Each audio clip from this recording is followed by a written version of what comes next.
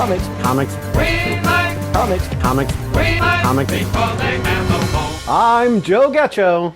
And I'm Mike White. And this is the podcast We Like Comics because they have no bones. Find us on social media at Boneless Comics Podcast or on X at Boneless Comics 1. X! X! A little delayed there. Sorry about that. Yeah, it's fine. But yes, we are a clean comic book podcast where we chat about comics from Marvel, DC, IDW, Dark Horse Image, and more. Find extra content on bonelesscomicspodcast.com and look for our after shows and bonus content on our YouTube channel at Boneless Comics Podcast. And don't forget to hit subscribe and click the notification bell to get updates. That's right. And today, my artwork for this episode is very detailed because I had a lot of time in between episodes. So it looks really good. I actually have Rion Astor or Bastille or Jean-Luc, you can decide who it is, holding his sword above a whole bunch of like demon lords in cloaks behind him.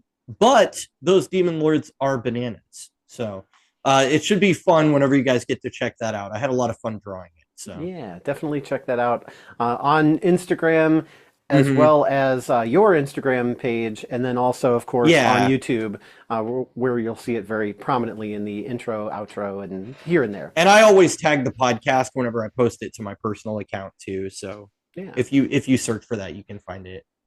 Well, for now, let's get into our review of the all-new fantasy series Edenwood, Volume 1, written and penciled by Tony S. Daniel and published in 2023 by Image Comics.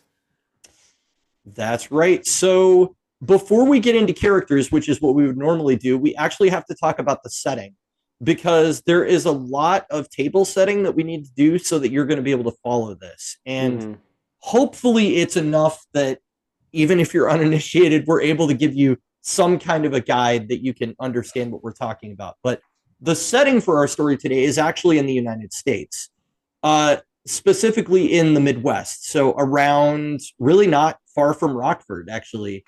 But demons have emerged, dismantling the world's supply of nukes and plunging the remaining U.S. territories into war. So there's a coven of witches that form Edenwood, an ever-expanding forest located north of Chicago, Illinois, between Lake Superior and Rockford, to contain their other dimensional war with the demons. Entering these woods all but ensures it's a one-way trip, as no one ever returns once they go in. And it also acts as a buffer between the U.S. territories and Necronema, the dimension the demons dwell in. While some believe brokering a truce and learning to coexist with the Demon Kings is the answer, others become demon hunters. So there's a lot going on as far as just the setting, and we can get into it in the story analysis later, but there's actually a map at the beginning of every issue of Edenwood that shows how big the Edenwood has expanded, and it gets bigger every issue. So that's kind of a thing, is that like as their war with the demons in this other dimension grows, so does the Edenwood surrounding it, and that affects the regular world around it. So that being said, now we have our characters. So the main character is Rion Astor, an orphan living in Wisconsin outside the Edenwood. Rion is one of many people trying to live a normal life despite the supernatural war at their door. He's good looking, he has some survival skills, and he's devoted to his girlfriend Adelai. And later on, he's actually revealed to be a half-witch, half-demon hybrid known as a charm to people on both sides of the war. So that's kind of why he's the central figure for this story, because he's kind of got a foot in both camps, although he doesn't necessarily know that. We also have Bastille. He is a legendary demon hunter from France that survived in Edenwood for ages, and he kind of just takes a liking to Rion right when Rion stumbles into the Edenwood. He's very like gruff and no nonsense, and yeah, he's pretty much the kind of guy that's like, come with me if you want to live, otherwise you're probably going to die, and you can just deal with that. So kind of the like tough guy character. The Orin, like from Final Fantasy X. He kind of shows up and he's like, this looks really bad. You should go over here. Hint, hint. Yeah. He has all the information, and Rion is more of like our point of view character that is learning about the world, and so Bastille delivers a lot of that exposition. Yeah. We also have Adelai, who is Rion's girlfriend. She was high school homecoming queen before she was seemingly lost in the Edenwood. and she comes from a wealthy family and has noticeably white hair despite her age. But unbeknownst to Rion, she also seems to have allied with the demons in Necronema. So that's something interesting, that kind of comes up later. Uh, Adelai's older brother is Elias. He's fiercely protective of Adelai, and he kind of resents Rion.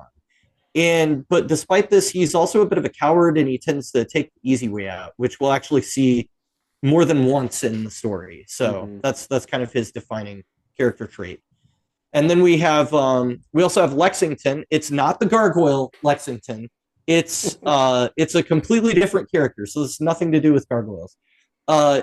She is a part of the original group of kids that cross into Edenwood in our story, but she's like aged up many years due to the time differential once she goes in. So she inherited some armor and has allied herself with British demon killers called the Redcoats, which I guess is fitting, once inside, and she even married a British naval lieutenant. So she went in at the same time as everybody else, but she's like way older because of the way time flows differently there. And the last real character that we have that's important is Evaniel. He is a demon commander tasked with hunting down Rion, discovering the nature of the book he carries, and destroying all the pockets of remaining witch resistance. So he's really cruel and determined, as well as he's kind of trying to play the humans against each other in the real world as well. So he's doing the political kind of machinations behind the scenes, and he's also out there in the field actively trying to kill him too. And the last term that I think you're really going to need to know is gathers. Gathers are beings capable of shape-shifting and teleporting others, and the demon army uses them as transport vessels. And so one notable example is the character of Jean-Luc, the owner of Bastile's armor. And those are pretty much the main characters that you need to know about in the story today. So, all right. So you've got the setting, you've got the characters. Here's the actual story. And I'm trying to be brief because there's a lot that happens and there's a lot of details that if you don't have them, it kind of doesn't make as much sense. So I tried to hit all the key points while keeping it, short. So that way we don't spend the whole episode just summarizing the story. And this is a really challenging one for that because it is 5 issues, but it's packed with stuff that's happening.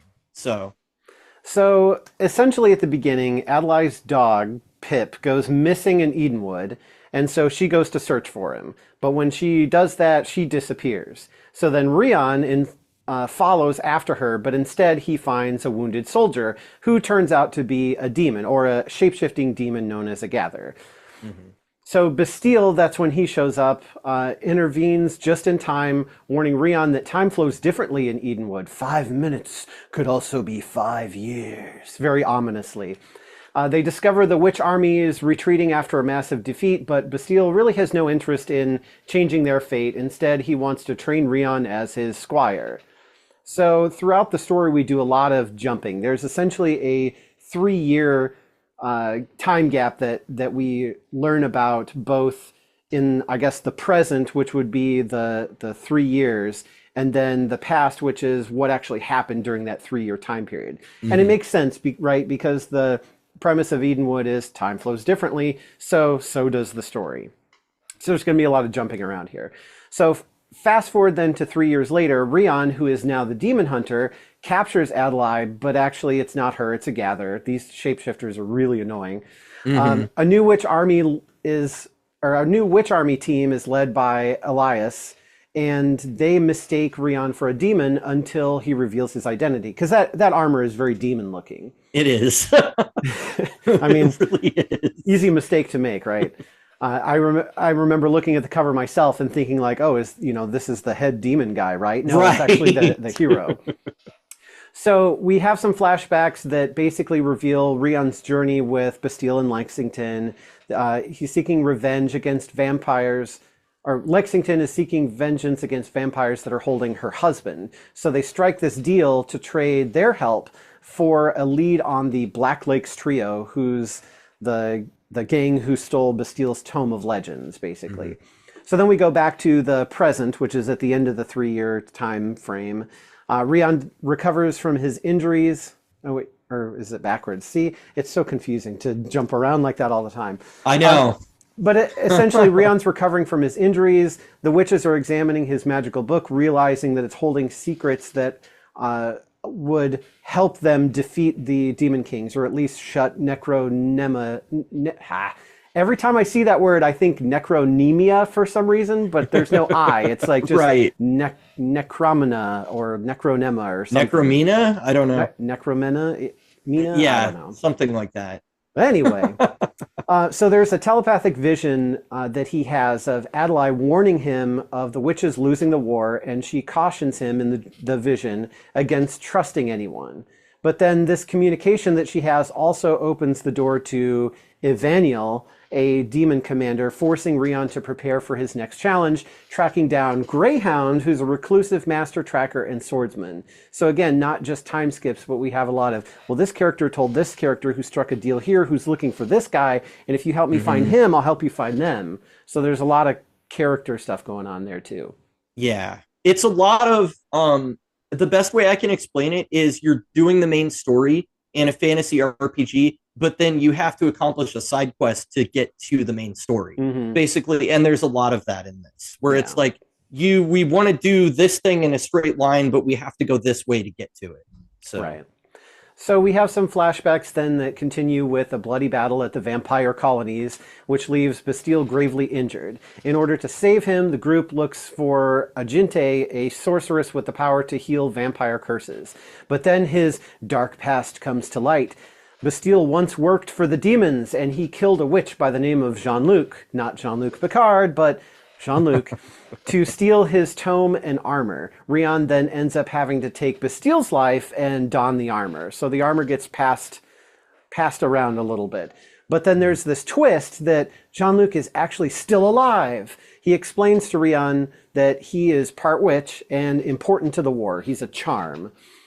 So then Jean-Luc officially bestows the armor to Rion. So up until this point, it had like these blessings or boons that it granted, but because it was taken by force, it wasn't as powerful as it would be to actually somebody who it was bestowed upon. So Jean-Luc does that. So then Rion becomes more powerful because he actually gets powers that are unique to him that the armor provides. So then he forms a new team. They're going to save the world, the many worlds inside Edenwood. Another quote from the book there. But Adelai, we see at the end, is alive and well. She's informed that Rion's on his way to her, but she's not happy because she thinks it will ruin everything. He's been fighting for the wrong side. And then to be continued. So these 5 issues are the first half of a story, and the last half of the story I don't think is out yet. No. There is no issue 6 yet, even because the way a lot of these creator-owned things at Image work is that they will get enough money to just get the first however many issues off the ground and then see how the sales do. And if that does well, then, maybe later on down the line, he'll develop the next, however many issues. But because he's writer-penciler, we're not looking at, somebody else can do a fill-in issue for an arc or something. So I have a feeling that they're not going to come out with more until the next, completely 5 issues are done. So it may actually be a while before we get that. So that gives us some fun in our discussion because we can kind of speculate what we think is going to happen or what we'd like to happen or things like that. But our review is going to be based on the first half of a story that we don't know what's going to happen in the last half. So something to keep in mind as we go through it. So we'll take a short break and then we'll be right back to discuss.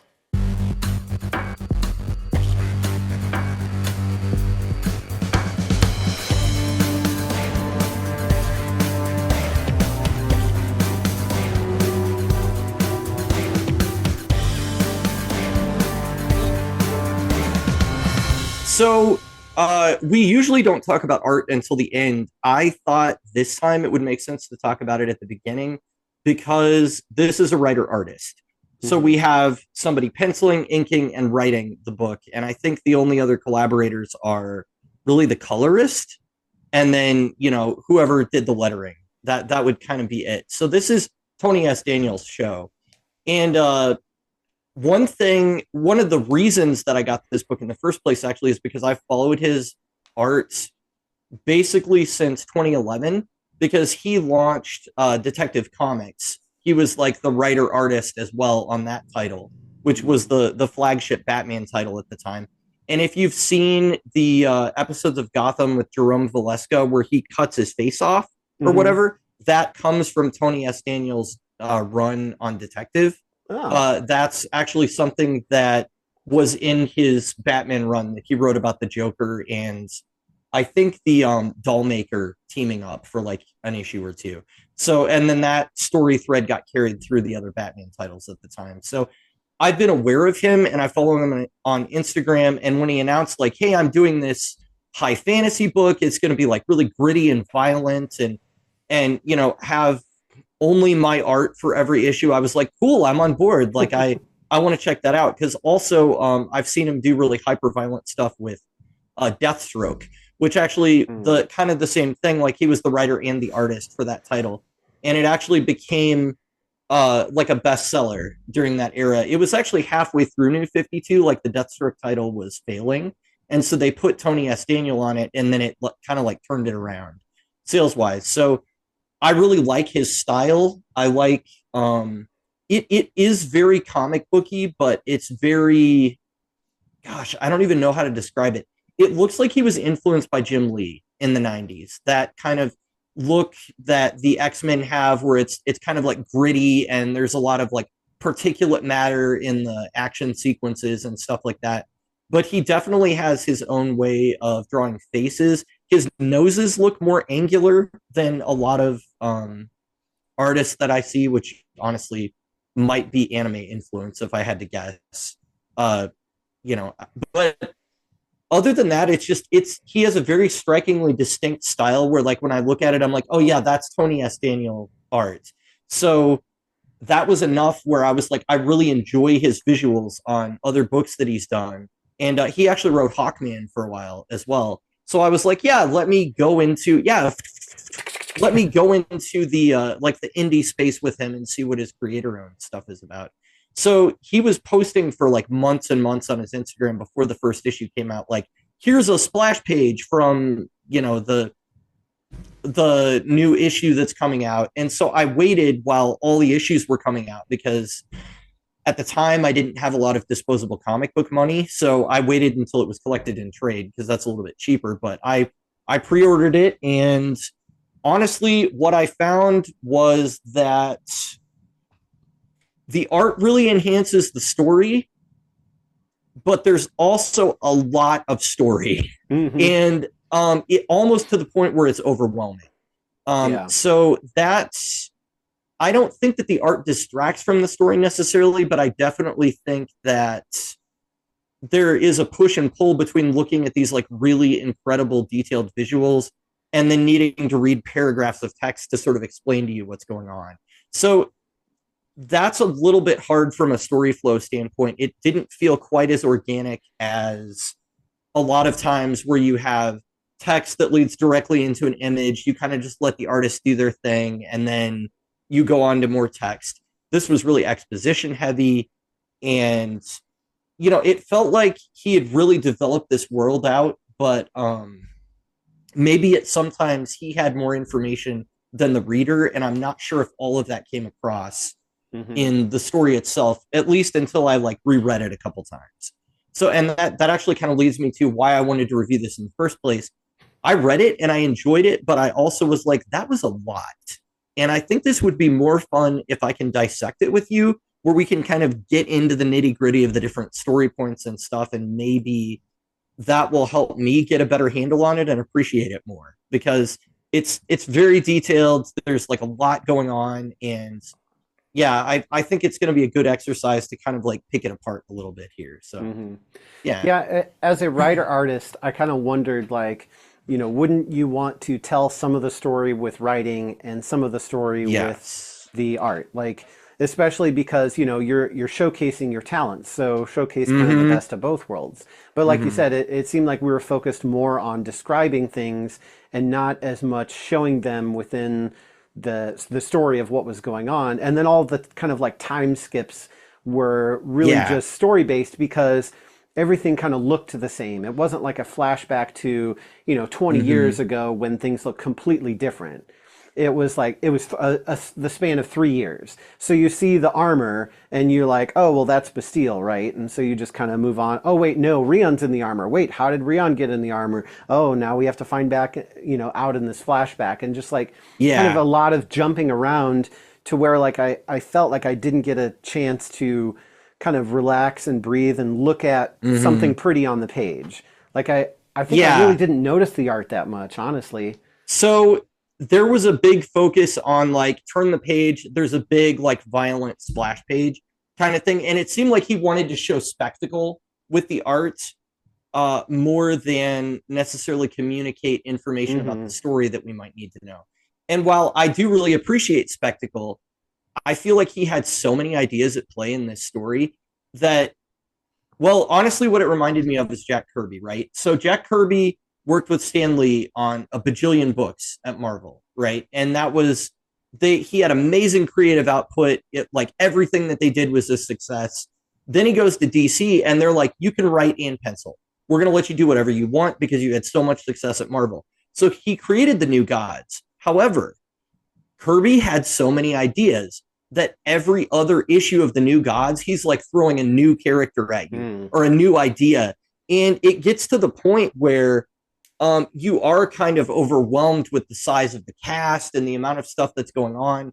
And I almost feel like Stan Lee was the person creatively that was able to reel in Jack Kirby a little bit and go, okay, we're going to limit it to just Tony Stark here. We're not going to deal with the whole supporting cast in the first issue. And we're going to slowly introduce stuff. And this story, while I did actually look at an interview with Tony S. Daniel where he was like, I was advised by Scott Snyder to slowly introduce stuff and get my first arc down to something really complete that, would tell a complete story, even if I left stuff hanging. I don't know that he was entirely successful in that because it's so much world building. I mean, you've got the witches and you've got the demons, right? And the witches, at least for most of the story, are portrayed as the good guys. They're the ones that are like, we're going to hold back the demon army and keep them from entering I don't know what else to call it except the real world. I mean, the Edenwood is a real dimension and Necronema is a real dimension, but our world, basically, they're trying to keep the demons out of there. But I think it's the second issue we're suddenly introduced to like Queen, I think her name was Halistia or something. She's like the queen of the witches. And then she has like a lieutenant that's under her that's in on Rion's telepathic visions. And it's just like character. And it's a little bit too much too fast. Yeah. As an audience member. So I almost needed more like Borderlands would do, where you have at the beginning, maybe even take a whole issue and just be like, this is the world.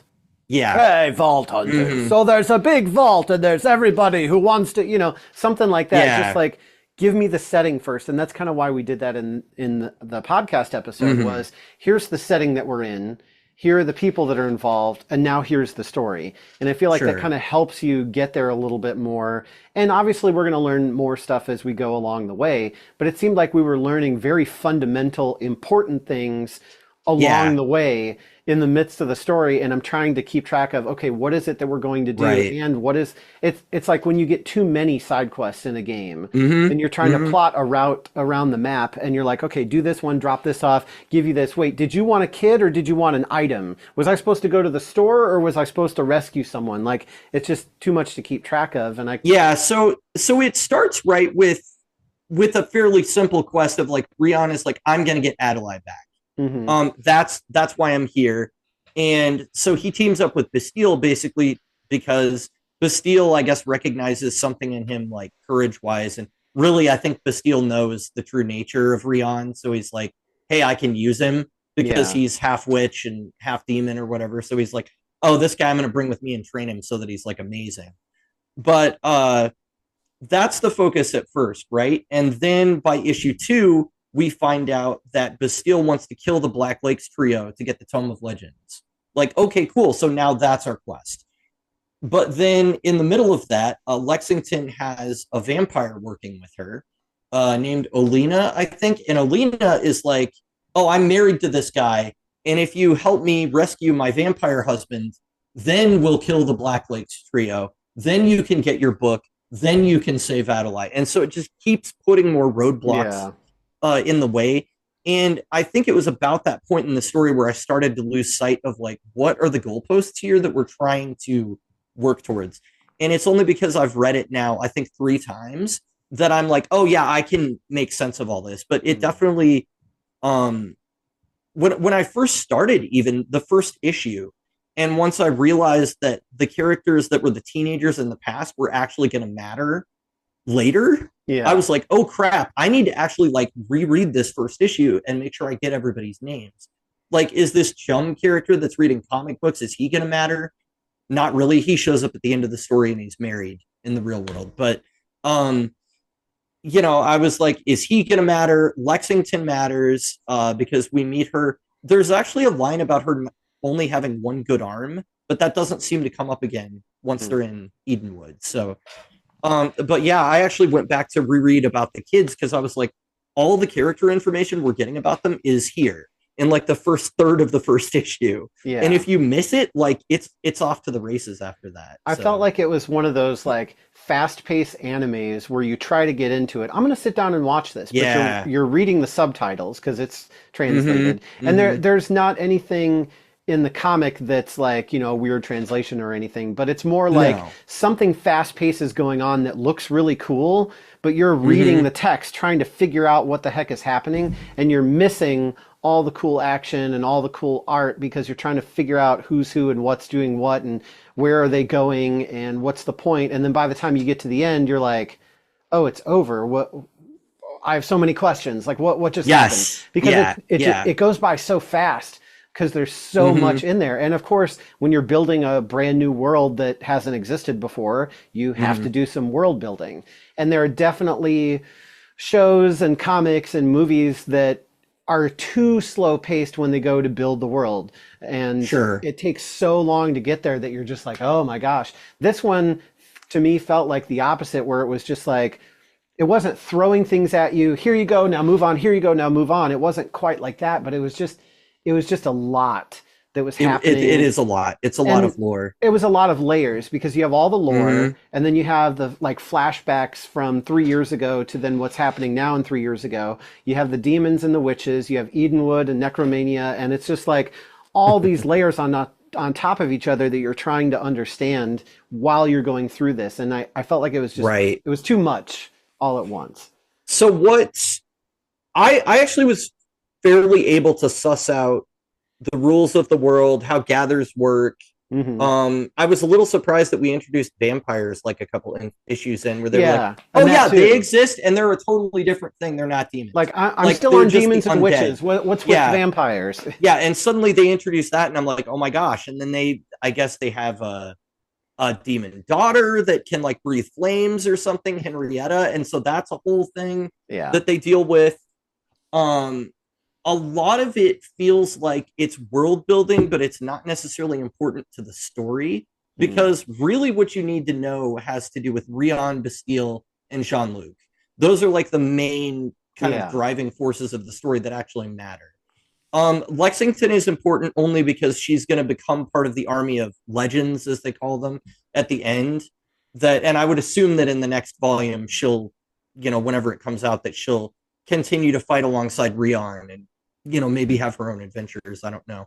But really it's about the armor and, you know, finding out that Bastille is actually a demon, that he was going to kill Jean-Luc, I guess. And then Jean-Luc was like, hey, demons actually killed your whole family and they've done all these horrible things to you.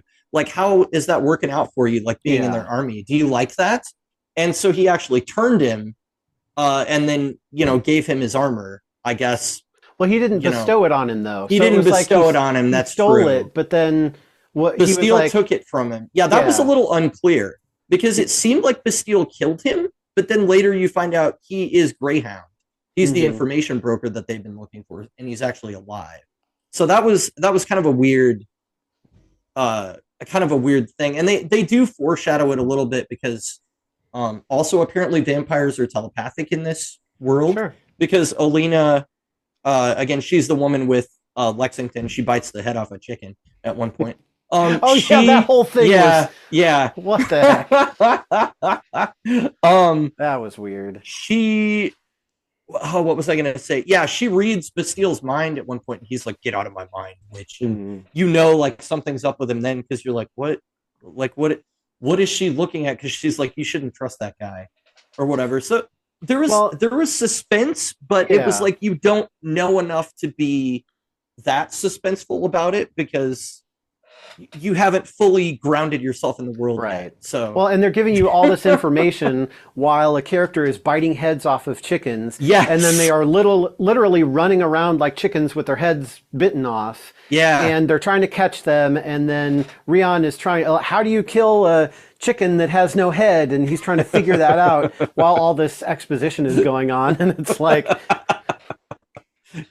yeah, I wasn't sure if that was supposed to be funny or not. It is kind of like darkly comedic, I guess, but it feels like a lot of the violence in this is it feels justified by like the nature of the war that they're fighting, right? And it's very visually cool and stuff, but it almost is, his art is so detailed and there's so much going on in just the art that, again, there's that disconnect where you're like, wait, but I really need to pay attention to the narrative or else I'm going to lose my place here. Yeah. So it kind of seemed to me like this was a cross between like Jumanji, Dot Hack GU, and Underworld. Okay. Because the Jumanji aspect is like, you know, it's almost like a good candidate for explain a plot badly. Like a girl goes looking for her dog in the woods and gets lost and allies herself with demons, while her boyfriend, who goes to look for her, allies himself with witches, but then ends up turning with a demon anyway and getting some cool armor, and now they're on different sides of a war, and how's it all going to play out? Like, sure, I just wanted to find my dog. Like, right. That was why would you go in there? Yeah, so why would you go in there if you knew that it's a magical demon forest with wars and killing going on and vampires? So yeah, I do have questions about that because we know from the very beginning of the story that Rion's parents had been swallowed up by the Edenwood. I guess that his parents were, or his dad was like a photographer, and he was like, "Oh, there's some beautiful vistas." So like they went out one day to do his photography thing, and I guess the photos sold really well, so they kept them going. But he went out one day and he just never came back, and so, you know, you would think that would be enough where Rion would be like, maybe we meet somewhere else, Adelai. Maybe we don't go out here near this.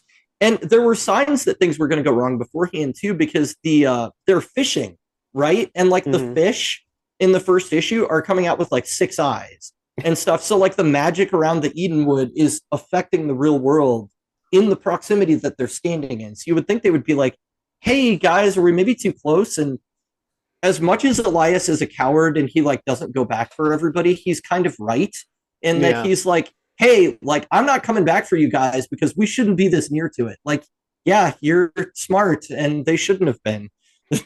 It's kind of like the what was that Swamp Monster episode of X-Files, and Scully brings her dog, and then she's like, Queequeg, Queequeg, and then you hear something going on in the background. It's like, why would you bring your dog here? Why would you do that? Why would you go into Edenwood? Like, it's witches and demons. And don't the witches like safeguard it? Like, hey, we don't want normals going in here because they could feed the demon army, right? Wouldn't that be bad? So post a sign, maybe some hexes, a guard, something that says, hey kids, don't fish here. I got the impression that you could see it, but that it expands rapidly. So whenever the war, for some reason, moves outward, then the Edenwood surrounding it moves outward as well. And so because I was confused about this point, and I went back to the first issue to find it. Let me see if I can pull it up now. But there is a sequence in the real world, if I can find it, where so I don't know how well you can see that or not. The top panel there, it says rumble, and the trees are actually moving towards the kids. Now, at that point, Rion and Adelai are already inside. But the kids outside, they start running immediately, which is exactly what they should have done. It definitely swallowed up Elias and what's her name? Lexington. And I guess I don't know. It's weird at the end of the story, and I'm confused because it shows Adelai and Chum, who were two of the kids from the beginning, but they look like they're just in the regular world. Like they look Yeah. like they're in the real world. So I almost wonder, are we going to find out that like a gather teleported them back from there to the real world so they can do whatever their mission is? Or maybe Necronema has this place that looks like Yeah. the real world and it's all nice, and that's why you think that, the demons are actually the good guys, because it looks more like the real world, whereas the witches made Edenwood, which Yeah. is cursed, or I don't know. So there's that, and there's also that's actually a good point to bring up because something that they didn't explain very well that I actually got from an interview with Tony S. Daniel later is that the witches create these sort of like trap dimensions that resemble real cities. And so at one point, it looks like they're in Victorian France when Bastille takes them to a place, and it says like 1700s, but it also says 3 years ago. Well, yeah, so it's not actually the 1700s. It's a dimension that the witches have created to be a safe space away from demons where they're like not welcome or whatever. So that's when they first meet up with Lexington and everything. And from that point on, again, this is on my reread of the story, not my first run through, but my reread of it. From that point on, in order to suss out what time period or what dimension they were in, I started looking at the backgrounds. And that actually is really the only way you can tell. So later on, there will be a part where Ivaniel is doing some talking to like a governor or somebody in like the US government, right? And they're making this guy, I don't know, he has some sort of like demon child with him that's giving him good luck. That seemed like a weird little side quest for them to go on. But at any rate, I was able to suss out that it was the real world because they're all regular looking buildings and everything behind them. And I was like, oh, they're actually in like Chicago, like the real Chicago. So if you look at the setting in the backgrounds, he does give you that information, but it's subtle. And they give you one line of dialogue that tells you about trap dimensions. Otherwise, you're like, why do they keep moving from like modernity to ancient times? And it's confusing. Yeah. So I guess he did tell the story with both the writing and his art, but you aren't able to look at it because if you're too busy reading and you don't actually look on the page, then you miss those things. It's really one of those where I felt like the second time and the third time eventually that I read it, I was like, okay, now I can follow this and I feel like I can enjoy it a little bit more. But it wasn't one where I could just go in the first time and enjoy it. And unfortunately, with it being an issue 1 through 5 of a brand new series, that's not really good. But at the same time, like if there's a lot of time between the first 5 issues and the last 5 issues, then it gives you time to reread it, think about it, discuss it, have interviews, make more sense. And then when you do get the final 5 issues of the story arc, then hopefully things will make more sense going in that you can just start the story from there. Right.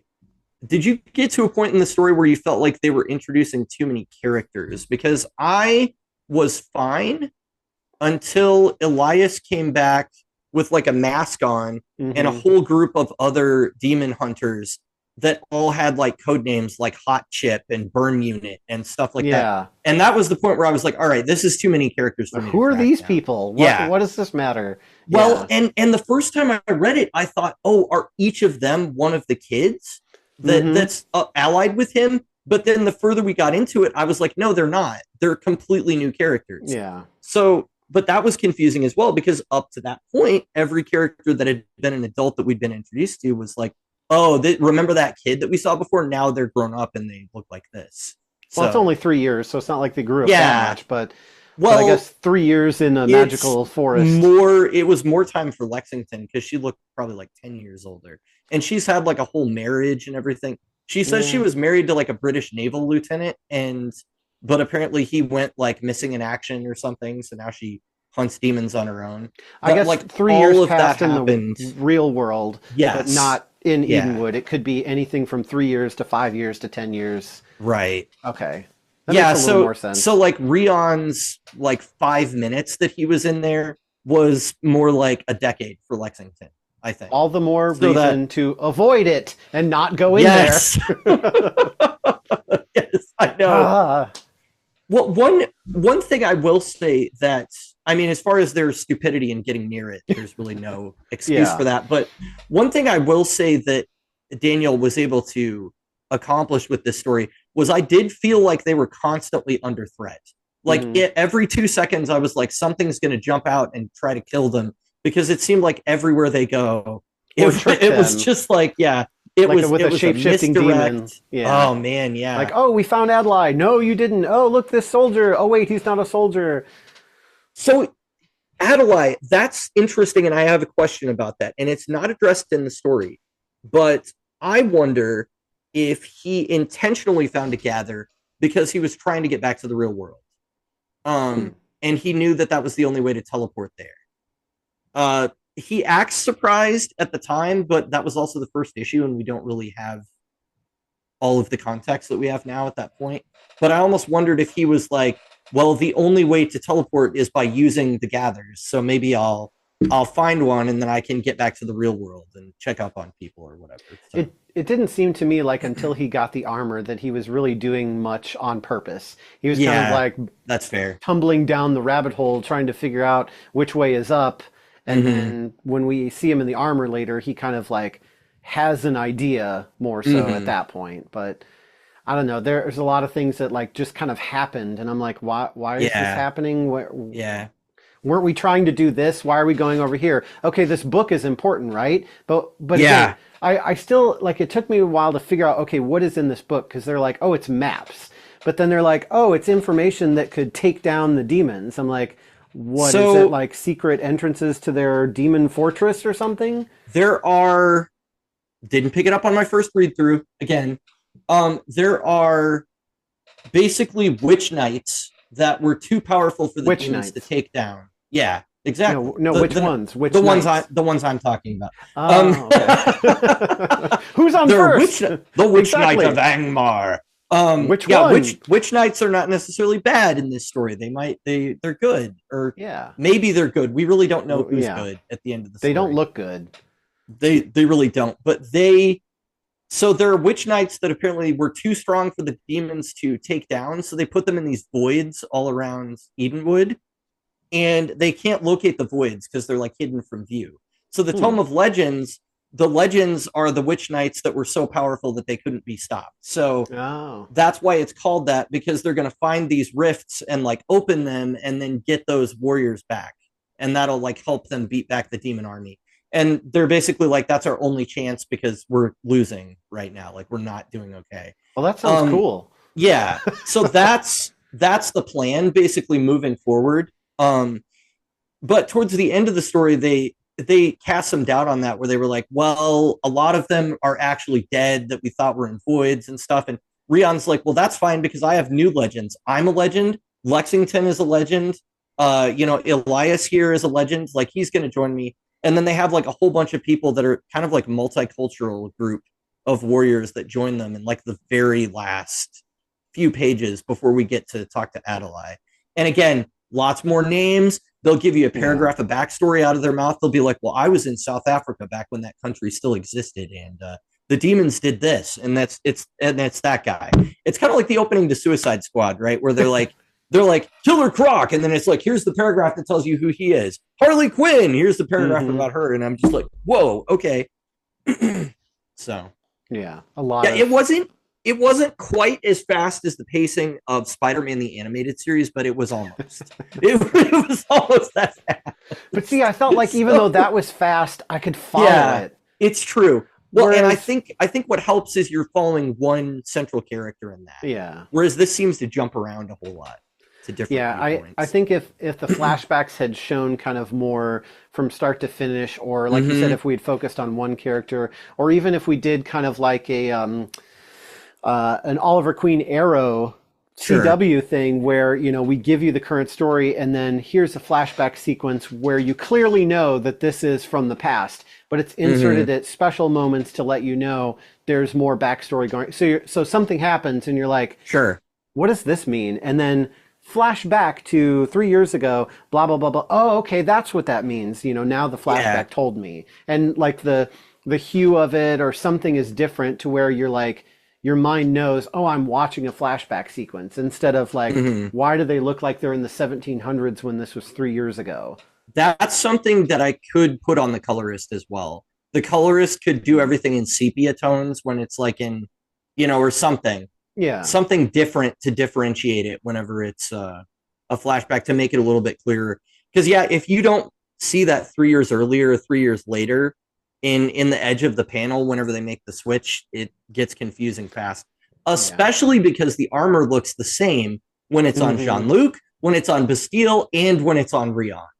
So yeah, and then like Bastille takes off his helmet for a while, and then later I see this guy, and I'm like, who is this guy? Why is he suddenly here? With and the then suspenders or whatever? Yeah. I'm like, oh, that's Bastille without the helmet on. I'm like, put the helmet back on. I can't tell you who you are. It's like when Pedro Pascal shows up because he took off the Mandalorian helmet. I'm like, who's this guy? Put the helmet back on. It's so true. It's so true. But I think, like, again, with the layers, right? So it's one thing to tell a story where the time, maybe something takes place over 3 days, but it's actually more like 3 months because time moves differently here. Sure. But it's something else to say, here's what's happening now, here's what happened 3 years ago. And now you've got both of them going on at the same time, and it's like, where are we jumping to? Because it's not 3 years ago and 3 years from then, clear cut. It's like 3 years ago, and then here's current time, but the time in between is flexible depending on the character. Right. So it was 3 years for one person, but it was 12 years for somebody else, and it just got to be a lot to kind of keep track. Yeah, it's a lot. It's a lot to track. It really is. I actually applaud you for doing so well on the story synopsis, because like when I was looking at that section earlier, I was like, man, I'm glad I don't have to do that. So I basically was I was typing the summary of the story as I was going through it. And that kind of helped me try to make sense of it anyway. But then what I did was I had the super long description. So then at the end, I cut it down to smaller length, so that way I wasn't hitting because I was writing all the details down as I was going, so I could keep track of it, and then I cut it down to be like, okay, here's the important stuff, here's the flow of the sequence of events through the 5 issues.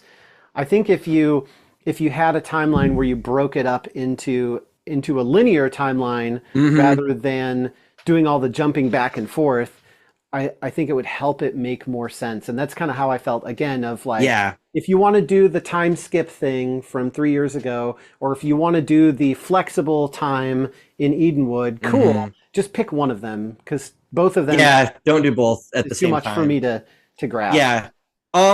I think, honestly, what I would change, I think that this just needs a good editor to say, hey, your story is good. Your characters are good. Everything is interesting. It's totally unique world. You're doing cool stuff here, but don't present the story in a nonlinear fashion. I think if you just go through it chronologically in the way that the events occur, that would have been a lot better way to introduce us to the world. And maybe that's an exercise that somebody out there listening could try. If you read it, try to go through the story and just read the 3 years ago sections, and then go back and read the sections that take place in the present. And I have a feeling that the story is going to have a little more dramatic impact, as well as just make more sense. Because I do like the characters. I do feel like there's something here that's interesting.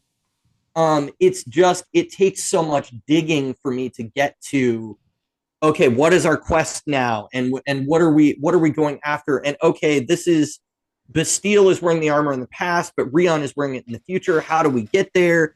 And I realized they wanted to make that a big reveal.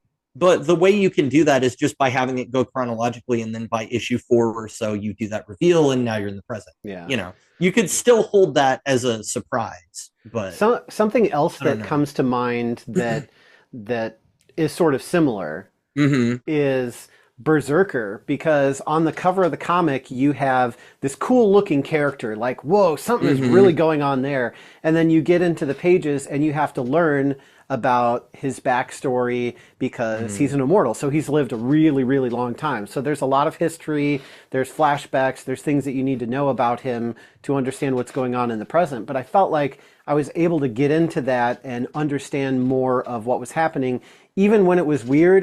And the only weird part that was confusing was at the very end where suddenly it's like, oh, he didn't die, he's alive, and whatever. Sorry, spoilers for Berserker, but... And there's aliens. Yeah, and there's aliens. So it gets like really weird and it's a little confusing at the end, but then it seems like there's more story after that that's gonna explain it a little bit more. So it was still a little bit easier to accept. Whereas with this, I felt like there was just so much happening in a conversation that's been going on before I showed up to the party, and then here I am like, what are you guys talking about? Who is that again? Where did they come from? Why does this guy breathe fire? Like, so I'm trying to understand the world, right? So there's witches, there's demons, there's pocket dimensions, there's this war that they're trying to keep these invaders out of the real world. Okay, got that part. But then vampires and fire-breathing dudes and kids who now become kind of weird, warring characters or something like... They're kind of like unsanctioned demon hunters. So there's a demon killer university, which is actually a thing that they paid lip service to a few times. But they are not affiliated with them. They're just kind of like freelancers that go out and do whatever. So that's the Jumanji thing. Yeah, that's Elias's group. Yeah. Right. So it's kind of like Jumanji where, these kids are just playing this game and then all of a sudden, whoa, now I'm sucked into this world and I got to learn how to survive. And, will I become a general or will I be demon fodder within the first couple pages? Find out, I didn't make the connection to Jumanji, but that's true that they are kids playing a game. And I guess that's kind of the same setup for the first issue, right? They're just kids that are kind of like messing around out in nature. Near the expanding dimension where there's this war going on. Hey, let's keep bringing that up. It's down there. It won't come towards us. And then it's like slowly expanding. Hey, does that forest line look closer to you? Maybe we should go. Nah, let's stay. That's the worst that could happen. As Adelai ran after her dog, I was like, we're not going to see her again, are we? And as soon as that happened, I was like, oh, they've set up that nobody ever comes back from the Edenwood. Now, that's not entirely true because people can teleport using gathers. But generally speaking, people don't pass between worlds. Yeah. Naturally. So, yeah, as soon as that happened, I was like, oh, so this is how we're but even so, it was getting them there. It was like each story beat was kind of like an additional layer that like kind of made me think I wasn't going from A to Z. I was like skipping around like, okay, there's a group of kids. And then there's this guy and it's his sister. And the sister goes looking for the dog. But oh wait, her boyfriend is here. And oh wait, the group doesn't like the boyfriend and there's conflict and blah, blah, blah. By the way, she's looking for her dog. Wait. He goes to look after her. Well, I'm mad at you. Well, this happens. Well, look, a guy in armor. And it's just like all these things that seem unrelated that happen back and forth. And you're just like, what's happening? It's very quick. Yeah, I will say I'm not proud of the fact that I had to do this because I feel like I'm a fairly competent reader. But when I first got the trade, I reread the first issue like 4 times before I moved on. Just because I was like, okay, I think I got it. But wait, what? and then I would read it again. And then I was like, I guess I'm just going to keep moving so I can. And the story does give you more context, but can you imagine reading this on a month-to-month basis as it came out and be like waiting a month in between chapters? That would be. But if you reread each issue before the next one came out, maybe that would have been more helpful. Maybe it would have been more helpful. Like you read it when it comes out, and then the next issue comes out, and you're like, wait, I need to read the previous issue again to remember what I'm picking up, a month later. So then you reread it right before you read the next one, and maybe that would actually make more sense. Yeah, that's true. If you have that experience, let us know in the comments. Well, one thing that I thought of is, so Final Fantasy 16 does this, right? They throw you into the middle of a bunch of terminology and events, and they don't give you the context to totally understand it all. But at the press of a button, you go into active time lore where you can read about any terms that you don't understand. What this almost needed was like a glossary. at the back, Mm-hmm. where you could just refer to that and be like, oh, this is what this means. That way you can just tell your story. You don't have to set the table quite as much because you can go, look, I've given you the reference material. Maybe that's boring for some people to go through. I know there's a lot of people that are like, well, I don't want to read all the appendices at the end of Lord of the Rings. It's like too much. And then Sam had this child, and then he had that child, and then it's like, all right already. But at the same time, some kind of like list of terminology or something would have been helpful, I think, to be able to use as a reference. Or like maybe a map at the beginning. Yeah. That just kind of shows, okay, here's the progress of the war. Here's the size of Edenwood. Here's where the kids are. Give me like a little trail of, their journey or something. The map, there is a map that shows the size of Edenwood. Once, yeah. No, so that's at the beginning of every issue. Oh, it is? It is. So I guess I didn't have an original idea. Yeah, so you can see the radius of it. And it starts out, and it's basically between Chicago and Lake Superior, right? That's about the length of it. By the time you get to the 5th issue, it's stretched all the way west to Kansas City. So it's like expanding. And what's cool, at least about that, is that you can look at it and go, oh, these are real places. And being from the Midwest in this area, like I know about how far apart those places are. Kansas City, for instance, is about a 6-hour drive from here. Yeah. And so is Chicago. And if you're not familiar with the Northwest, Chicago is just one tiny little part of Illinois. It is not the entirety of Illinois. Yes, and I'm nowhere near it. So even though I am in Illinois. Well, that's cool. I didn't realize those maps were there. Maybe they weren't in the version that I was reading or something, but it's possible that it's only in the trade. I don't know, but I thought maybe that I was just paying attention touch. to the text so much that I missed all the. I didn't notice it my first time through either. There you go. And that's I mean, I guess we're probably about ready to move to final thoughts. But I will say that's one of those things that if you do end up getting this, maybe read it a couple times because I definitely got more enjoyment out of it the second time than I did the first. Yeah, it sounds like it. Like a lot of stuff that that I missed the first time around, you missed it as well, but now makes sense to you because you've read it more than once. So I think that's probably the best feedback out of this whole review is just if you really want to get into this and know what's going on, you're going to have to read it more than once. And with that, let's move on to our final thoughts. All right. We like Comics. We like Comics. because they have a bone. So for final thoughts, welcome back. I think you went first the last couple of times because I really wanted to hear your opinion and I didn't want to shape it. So I feel like I might do that this time, but I think you know the story well enough that you kind of have your own opinion formulated that I'm not going to, move one way or the other. So the art's definitely good. Having Tony S. Daniel do both the writing and penciling, I don't know. It was kind of like a double-edged sword. We had a lot of cool visuals, but there was also a lot of narrative, going on. And maybe he told the story with both the narrative and with the penciling. But for me, I wasn't really looking at the penciling at all. I was too busy trying to figure out what was going on and read the text. And maybe I missed out on part of the experience because I wasn't looking at the penciling as much. But with the time jumps and then also, again, not just back and forth, but also, an ambiguous amount of time because time passes differently. And then with, witches versus demons, but then our characters weren't really a part of that. They were kind of on the outskirts. There was a lot of complexity, but I didn't feel like we were really getting to learn enough about the world and about the characters that we actually had, that we were emotionally grounded with them, that were like, hey, I care what happens to you. I want to see how you're going to progress. Or, oh no, this person got killed. Like if any of the characters got killed, I kind of would have just been like, okay, and moved on. Yeah. We had, Rion's arc. We also had Bastile's reveal as a demon, but I felt like it lacked a lot of weight because I was still trying to figure out who are these guys and what's going on. And then we find out, oh, he's got a dark secret. He used to be a demon. Echo, echo, echo. I was kind of just like, okay. Adelai, her just kind of at the end showing up like she knows something is going on. I mean, that's foreshadowing for the next, 5 issues, but it was just kind of weird to have her back and like, why do I care that she survived? Did she find her dog at least? I guess we don't won't know. I don't think we see Pip at the end. We won't know for a while. It just there was a lot going on. There was a lot of excitement. There were a lot of things, and it kind of left me feeling exhausted.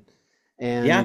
you know, it was with all the world building and then trying to save the world. I didn't even know which world that we were, even trying to save because I was kind of confused. So, maybe it's my fault again for not looking at the visuals more, or I've only read it once, so I haven't gone back through it.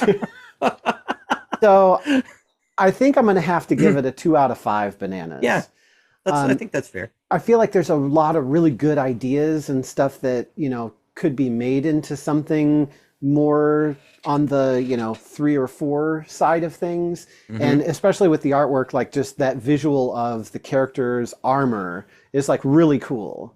And, there's a lot that you can do with it, but I think just for this particular, the first 5 issues, I don't want to say I wanted more because I got a lot, but I kind of wanted it like maybe organized a little bit more so that my brain could process it. Yeah, so all of my gripes with the story are presentation as far as like actual story structure itself. I think the story itself is fine. The world that it's set in is fine. Like all of that is cool and I'm here for it and I'm going to enjoy it. But yeah, the story structure especially with the skipping back between 2 different time periods did not do us any favors when we as the audience are trying to understand the lore of the world. Yeah. You need to ground us in something that we can follow before you start screwing with the timeline like that. Yeah. Star Trek The Next Generation, there's a whole episode where Picard lives a whole nother life, because of a probe that does something to him. We're able to appreciate and understand that because we know what his normal status quo is on the ship. And so we understand how different it is that he's now raising a family and doing all these things that he never could have done as Captain Picard of the Enterprise. So I think what we need here to ground us more was really spend longer with the characters so that we know who these people are, because that would have made the time dilation have more impact.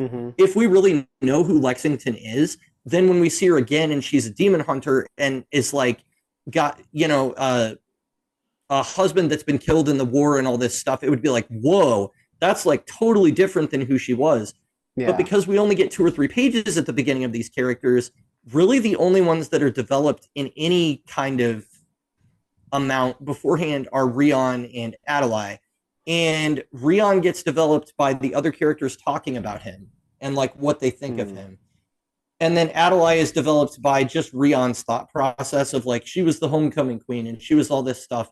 And I actually kind of wondered if some of that wasn't intentional, if she's not maybe a little bit of a surface level person, and maybe the demons have given her something that has made her go, yeah, okay, I'll go with you guys.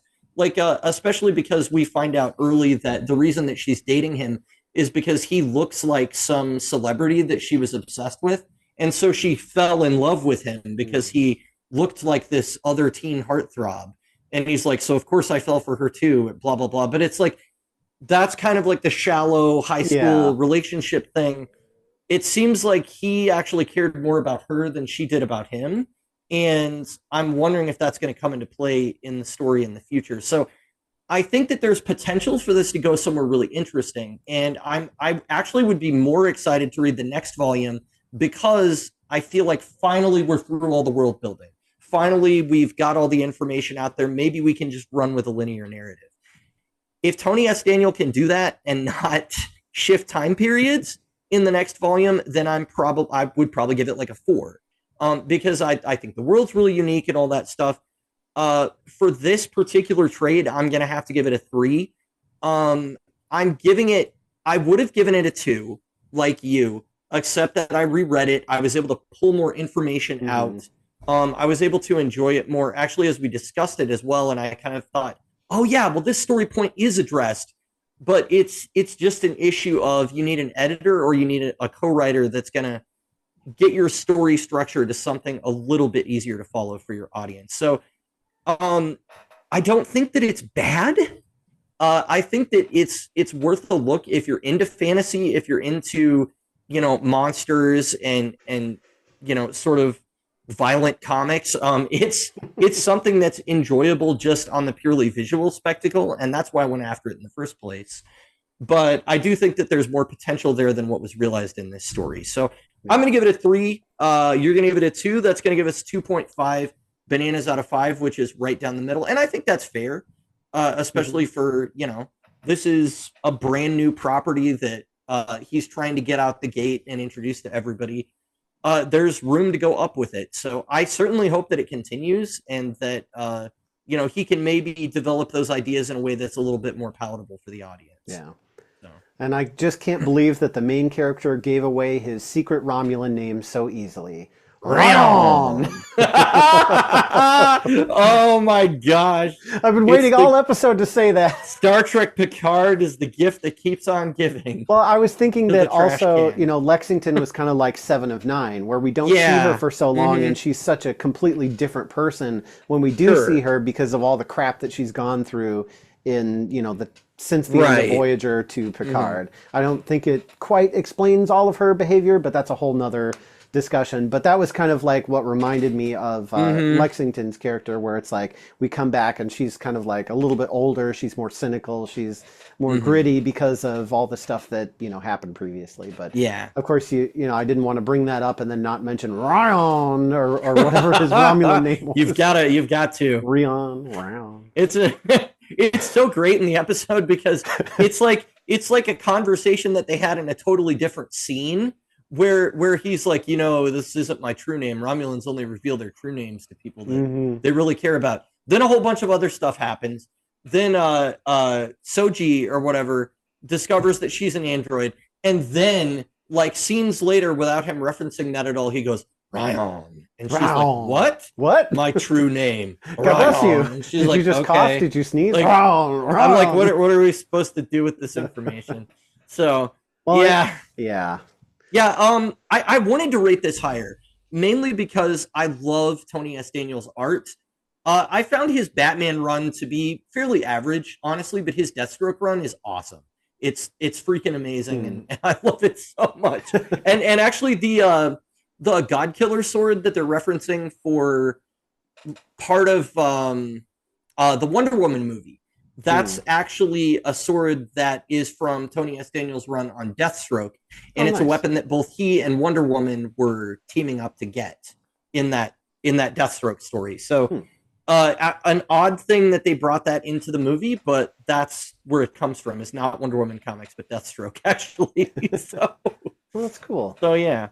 All right, well, that's a wrap on our review of Edenwood. Hopefully you enjoyed this episode of We Like Comics, because they have no bones. Make sure you rate us on your podcast platform of choice, and also comment, like, and subscribe on YouTube. And be sure to check out our after shows where the discussion continues.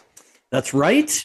And tell us what you think of this comic by posting on social media at Boneless Comics Podcast or on X! At Boneless Comics 1 using the hashtag Boneless Comics Podcast for all your questions and comments. And get ready for next episode. As Joe is giving you a quick preview there, if you're watching heads on backwards. Sorry our YouTube enhanced version. Next episode, we're going to discuss Hawkeye versus Deadpool, written by Jerry Dugan, with art by Matteo Lolli and Jacopo Camagni. I believe that's Italian, and I also believe that I butchered it. That was published in 2015 by Marvel Comics. Well, I believe we shall work on our pronunciations for the next episode. So thanks for listening, and we'll catch you later. Catch you later. We like Comics. We like Comics. We like Comics. because they have a bone.